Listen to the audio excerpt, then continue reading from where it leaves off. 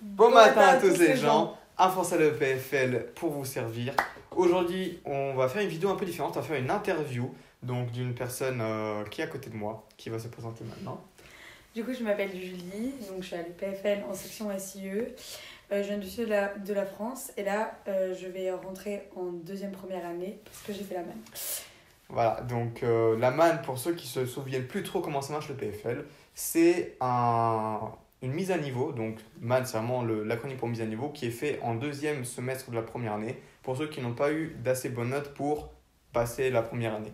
Et du coup, après avoir passé la MAN, entre guillemets, on gagne notre droit de redoubler, c'est ça. Exactement. Voilà. Donc il faut avoir 4 de moyenne pour passer l'année. Et si après le premier semestre, on n'a pas 3,5 seulement dans le grand bloc, c'est compliqué, je sais, mais voilà. Si on n'a pas 3,5 dans le grand bloc, on va à la MAN. Si on a 3,5, on peut passer en deuxième semestre. Voilà. Et une fois qu'on a réussi la MAN, on recommence la première année de zéro, quoi. Exactement. Voilà. Très bien. Avec un petit bloc validé quand même. Avec un petit bloc validé, donc elle est contente. C'est bien. Bon, et du coup maintenant commençons peut-être les questions, du coup sur plus les cours en eux-mêmes, comment tu les as vécus. Donc ton premier semestre, du coup, est-ce que ça s'était bien passé? Est-ce que tu te débrouillais, tu avais à suivre les cours sans trop de soucis? Alors, mon premier semestre, très difficile, très intense. Au niveau des cours, ouais, ça se passait bien, j'ai toujours été à jour, etc. Mais c'est vrai que le niveau était clairement au-dessus de ce qu'on a pu faire dans un bac français. Donc la marche est assez compliquée à gravir. Et après, bien sûr, c'est plus, je dirais, les gens autour qui te font tenir. Et sinon, ouais, très difficile. Beaucoup de craquage. Voilà, c'est très important de bien trouver un groupe de travail en première année, peu importe qu'on soit le PFL ou pas. Ça nous aide vraiment à rester motivés et aussi quand on ne l'est pas, avoir d'autres gens qui ne sont pas motivés pour les mêmes raisons, ça nous aide quand même, je pense. On est d'accord. Et du coup, est-ce que quand même tu arrivais à travailler de manière assez conséquente ou c'était apéro tous les soirs? Non, pas du tout. Non, bon, après, le PFL, c'est aussi apéro, hein. Beaucoup d'apéro. Voilà. Bon, sur ton SIE. Mais plus le jeudi soir et tout ça, donc non, c'était énormément de travail. Après, du coup, le truc, c'est que la SIE, c'est une section du coup où il y a beaucoup de partage. Et donc, c'est vrai que peut-être des fois, on a l'impression d'énormément travailler et on n'est pas aussi efficace qu'on le pensait. Mais sinon, ouais, moi personnellement, j'arrivais bien à travailler. Je travaillais beaucoup dans mon bâtiment de section avec d'autres gens, etc. Et j'étais vraiment à jour. Ok. Et du coup, dans les périodes où vraiment t'en chiais, où vraiment ça allait pas du tout, est-ce que tu sentais que vraiment t'étais la seule, ou il y avait beaucoup d'autres gens qui étaient perdus, ou pas beaucoup? Il y a des petits génies comme toi, il y en a, mais c'est vrai que tout le monde en chie, c'est comme ça. Tout le monde craque. Et non, du coup, j'étais vraiment pas la seule. Vraiment, je connaissais peu de gens qui y arrivaient très bien et qui étaient tout le temps à l'aise et tout le temps bien, quoi. Bon, voilà, donc c'est aussi important de se dire que même si moi, des fois, dans mes vidéos, je laisse un peu paraître que tout va bien, c'est pas le cas pour tout le monde. Hein. Et encore une fois, même pour moi, j'ai quand même eu un craquage de câble en semaine 11.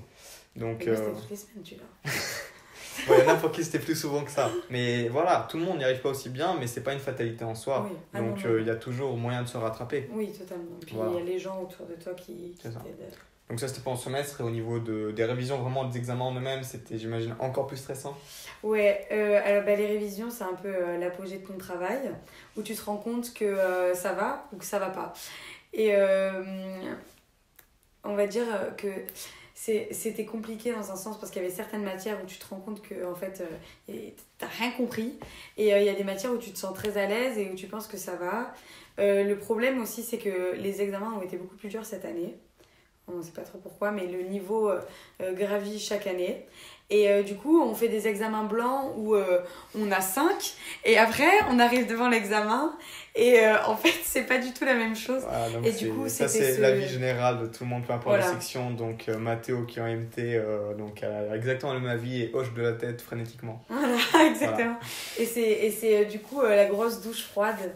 Et je pense que c'était à ce niveau-là que c'était compliqué. Et en plus de ça, 14 semaines sans s'arrêter, 2 jours de pause à Noël. Au final, on finit les examens à la 20e semaine. À la fin, on en peut juste. C'est très dur parce qu'on n'a aucune vacances au premier semestre. Donc, absolument rien, pas tout sympa pour quoi que ce soit. Donc c'est vraiment très dur. Donc c'est possible pour la première année, les futures premières années qui nous regardent, ça va être potentiellement l'été et l'hiver le plus dur de votre vie. Ça c'est pour pas mettre de pression. Non, en vrai, voilà, vous allez quand même normalement aimer ce que vous faites, mais ça va être très très dur. Donc accrochez-vous. Endurance. Voilà. Et du coup, après ces examens, mauvaise nouvelle. Voilà, bon. Man. Et du coup, est-ce que tu étais déçu? Est-ce que tu t'y attendais un peu quand même d'aller à la man à la sortie des examens? Honnêtement, vraiment pendant les révisions et à la sortie des examens, je m'attendais pas forcément à aller à la man, mais je savais que si je passais ric-rac. Et donc, d'un point de vue stratégique, c'est pas mieux de passer ric-rac parce que le semestre d'après, c'est très dur aussi parce qu'il faut rattraper 4 coef avec seulement 2 et passer de donc 3,5 entre 3,5 et 4 à 4. Et en plus de ça, du coup, on n'a pas l'échange. Et en plus, la man, c'est quand même une très très bonne préparation. Donc déçue parce que le premier semestre était très dur et que j'avais vraiment pas envie de le refaire et que c'était vraiment une horreur. Mais en même temps, c'est une chance aussi de consolider ses acquis et d'en avoir d'autres et de reprendre une première année encore plus fort. Très bien. Bon, magnifique parole. Et du coup, normalement, j'aurais posé des questions de type, c'est comment? Est-ce que la man, c'est différent quand même des cours de premier semestre? Et il se trouve qu'entre-temps, on a eu le Covid. Donc voilà, ça explique aussi pourquoi cette vidéo sort un peu tard. On a eu le Covid, donc la plupart tous les cours du coup étaient en ligne pendant tout le semestre. Et même les examens étaient en ligne. Est-ce que tu trouvais que c'était moins bien que si ça avait été potentiellement sur le campus? Tu as une préparation différente ou... Déjà, pour expliquer vite fait le fonctionnement de la man, au niveau des cours, c'est beaucoup plus intense que le BA1 parce qu'on a 7 séries par semaine, parce qu'on a beaucoup plus d'heures de cours, parce que toutes les matières coulent... je pars dans un point en maths, mais toutes les matières coulent, chimie, IE et tout, c'est fini, c'est que des maths. Mais vraiment que des maths et un nombre d'heures conséquent. Et du coup, c'est aussi un semestre qui est censé être détente aussi parce que c'est l'arrivée du printemps, tout ça, et qu'il y a quand même pas mal d'apéros, tout ça. Et au final, on a été confinés. Au niveau du travail, moi j'ai trouvé que c'était bien plus simple en distanciel qu'en présentiel parce que tu te concentres beaucoup plus. Enfin, moi après personnellement avec ma manière de travailler. Okay. Mais c'est vrai, du coup c'était un peu déprimant.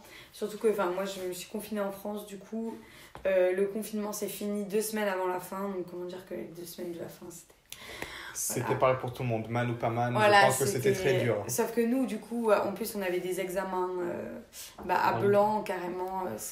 C'était sur Internet et on n'avait pas d'évaluation et on passait tous. Ça comptait pour du beurre, limite. Voilà, donc du coup, c'était très compliqué vers la fin, je dirais, de tenir le rythme. Et moi, je ne l'ai pas tenu, quoi. Mais par contre, pendant le confinement, moi, j'ai mieux réussi à travailler. Donc voilà, on verra. Donc tu es quand même assez fière de toi. Oui. Et du coup, cette nouvelle première année, tu l'entames avec plus d'espoir quand même? Plus d'espoir, mais plus de peur. Parce que du coup, en faisant les comptes avec mes potes qui sont du coup passés en BA2 et qui redoublent cette année parce qu'ils n'ont pas passé leur BA2, on passe de 170 à 40.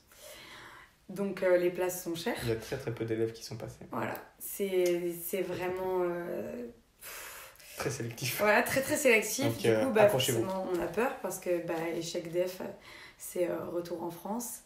Et du coup, oui, beaucoup plus sereine parce que on a quand même fait un B1, on a quand même fait une man qui nous a donné des gros atouts. Mais en même temps, c'est la dernière chance, quoi.